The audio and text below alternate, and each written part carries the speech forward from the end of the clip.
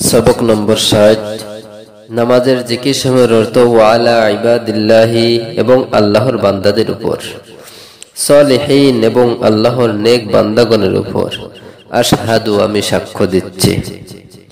নামাজের সুন্নাত রুকুর মতো উভয় হাতে তালুগুলো মিলিয়ে হাঁটুর উপর রাখা, পুরুষের মতো আঙ্গুলগুলো ছড়িয়ে হাঁটু না ধরা, উভয় হাতের বাজু পায়ের সাথে খুব মিলিয়ে রাখবে, উভয় পায়ে টাকনু গিরা একেবারেই মিলিয়ে দিবে। কবিরা গুনাহ যা তওবা ব্যতীত মাফ হয় না এবং একটি গুনাহ দোজখে নিক্ষিপ্ত হওয়ার জন্য যথেষ্ট, কিন্তু আল্লাহ তাআলা যার উপর মেহেরবানি করেন। আমানতের খেয়ানত করা, ওয়াদা খিলাফি করা বা অঙ্গীকার ভঙ্গ করা, কন্যাদেরকে ওয়ারিশ না দেওয়া। গুনাহের ক্ষতিসমূহ যা দুনিয়াতে ঘটে থাকে। গুনাহের অশুভ ক্রিয়া বদভক্তি শুধু গুনাহগারদের উপর সীমাবদ্ধ থাকে না, বরং তার ক্ষতি অন্য অন্য সৃষ্টির উপরও পতিত হয়, যার কারণে জীবজন্তুরা পর্যন্ত ওই ব্যক্তির উপর লানত করে, অভিশাপ করে, অভিশাপ দেয়।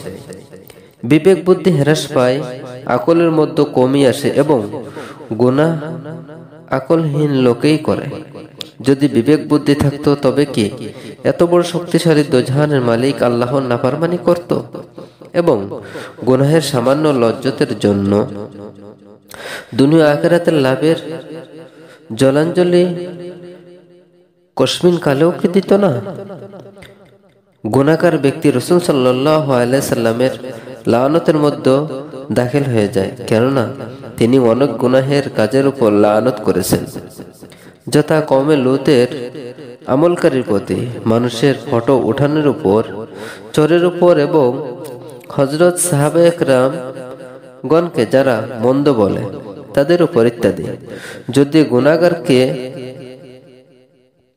যদি গুনাহের উপর কোনো শাস্তি নাও নির্ধারণ হতো, তবুও রাহমাতুল্লিল আলামিন সাল্লাল্লাহু আলাইহি ওয়াসাল্লামের লানতের পাত্র হওয়া কি কম ক্ষতি?